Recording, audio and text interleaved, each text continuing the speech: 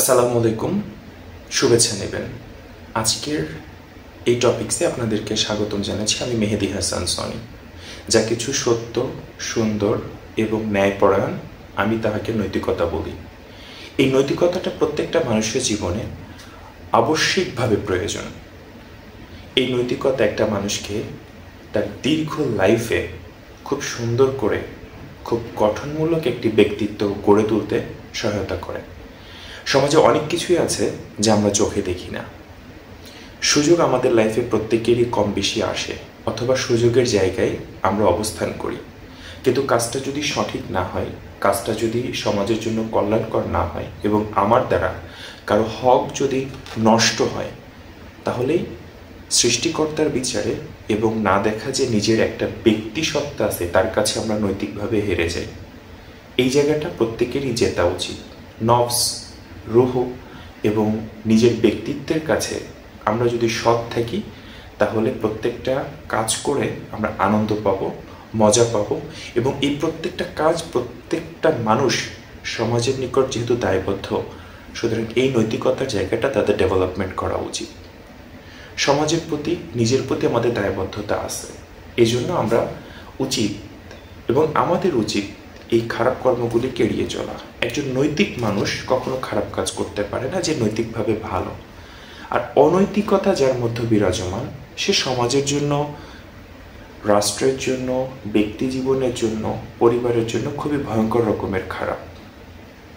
একজন নৈতিক মানুষ কখনো অন্য মানুষকে হত্যা করতে পারে না, কারণ নৈতিকভাবে একজন মানুষ কখনো অন্য মানুষকে হত্যা করতে পারে এটা কখনো বিবেকবান মানুষ সমর্থন করবে না, সমাজ সমর্থন করবে না।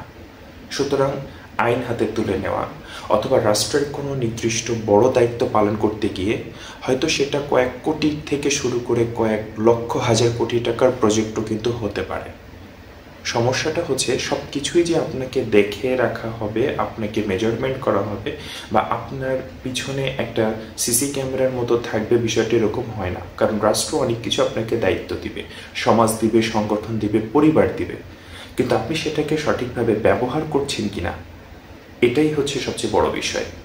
আপনার কাছে কিন্তু যদি আপনি পুরুষ হন, একটি নারী আসবে, একটি নারী হন তাহলে একটি পুরুষ আসবে, কিন্তু এই সঙ্গী, একজন সঙ্গী অন্যজন সঙ্গীর উপরও কিন্তু কিছু দায়বদ্ধতা থাকে। সুতরাং আমরা অনৈতিক হব না, নৈতিক হব এবং নৈতিকতার মধ্য দিয়ে একটি সুন্দর ব্যক্তিত্ব আমরা গড়ে তুলব, এই প্রত্যাশা আমাদের প্রত্যেকের মনে ছোটবেলা থেকে যখন আমরা বুঝি, প্যারেন্টাল লাইফে আমাদের এই শিক্ষাটা দেওয়া উচিত। কারণ একটি দীর্ঘ সময় ধরে চলা নৈতিক মানুষ সমাজ এবং রাষ্ট্রের জন্য অত্যন্ত কল্যাণকর।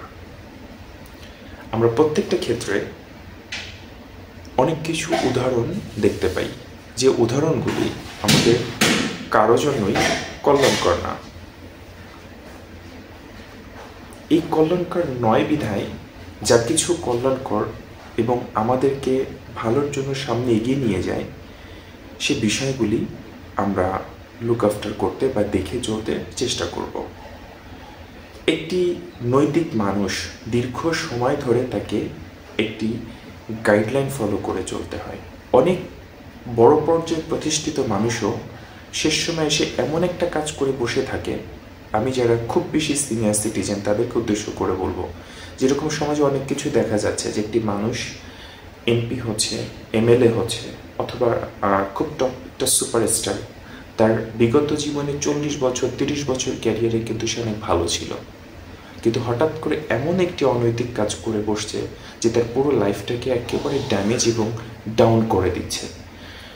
সুতরাং আমাদের উচিত এই নৈতিকতার বিষয়টাকে ধরে রাখা, নিজেদের ব্যক্তিত্বকে উন্নয়ন করা এবং একই সাথে অনৈতিক কর্মগুলিকে এড়িয়ে চলা। তাহলে সমাজ হিসেবে একটি সুন্দর সমাজ বিনির্মাণ হবে এবং আমরা সেই সমাজে যারা নতুন আগামীর প্রজন্মের যারা, তারা ভালো কিছু শিখবে এবং তারাও আরও বেশি উন্নত নৈতিকতার সহচর্যে আসতে পারবে এবং নিজেদেরকে এই পৃথিবীর জন্য বড় কিছু করে রেখে যাওয়ার নজির তারাও সৃষ্টি করতে পারবে। ভালো থাকুন, প্রত্যেকের সুস্বাস্থ্য কামনায়।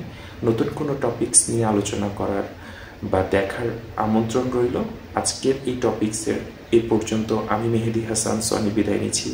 আল্লাহ হাফেজ।